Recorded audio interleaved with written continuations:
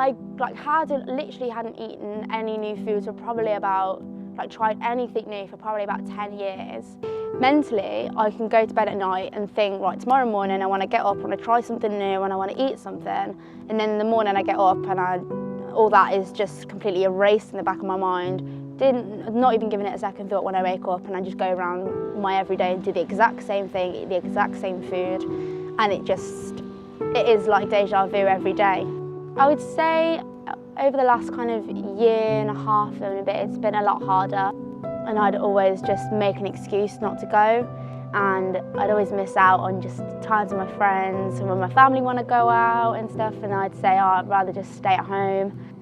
And before, when I found out about ARFIDs, I was very much keeping to myself. This is, my thing, and I don't really want people to start say pity me. Know that if I'm eating healthier and eating just what everyone else is eating, I know it's going to benefit me in the long run as well. I was very, very excited to come and meet David, definitely. It was the first, light at the end of the tunnel kind of thing for me. My whole life, I'd never even thought, up to about 2-3 years ago, I'd never even heard of ARFIDs. And then my mum came across David, and I was so excited. I was just excited to finally, get my life on track. The first session, honestly, just David in general is just the most amazing guy. He's so funny. He's the kind of guy you feel like you've known forever, even though you've just met him. He makes you feel so comfortable.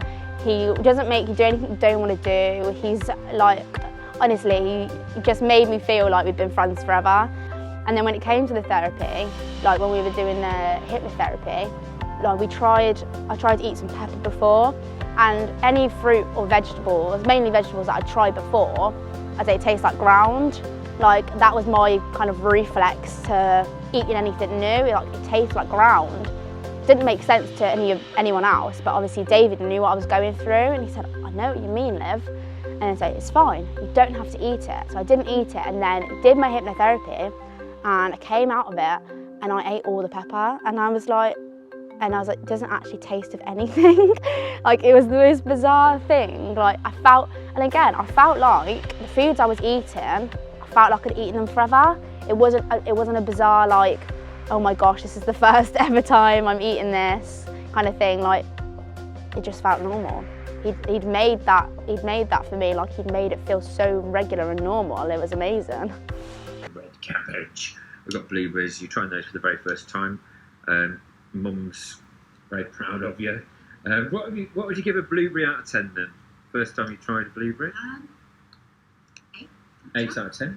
My mum and dad noticed me stop eating regular foods at probably the age of 3, and so for my mum to see that from the age of 3 to 18, seeing me actually eating regular food, it just was mind-blowing. For everyone, for me, for mum, for David, for everyone, it was just such an incredible feeling, I guess. Yeah.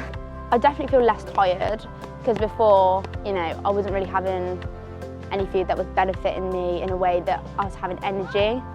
I know I'm going to get better, so I feel in myself that I can get there. So I want to be a performer, whether it's doing musical theatre in the West End or being on TV, being in a soap.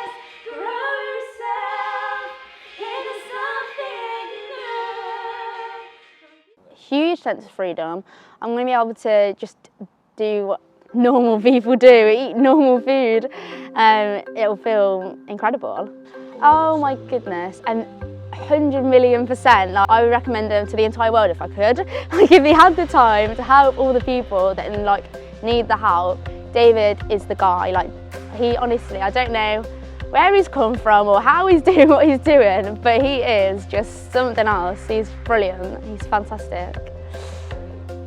Thank you very much to Olivia for waiving confidentiality, and huge applause to you, my love, for doing so well, having only had one session, which isn't the case for everybody. Sometimes it takes a bit longer than that. We do a little bit of boxing sometimes, just to break the ice and just to make friends, and just to sort of get the brain working and to start thinking and start focusing on something different other than food. Focusing on food for a phobic sufferer it's going to create anxiety and panic, and we often use distraction techniques in order to help you to discredit the phobic response. So well done to Olivia, well done to the family, and all the good news, please send it my way. I'd love to hear back from you all.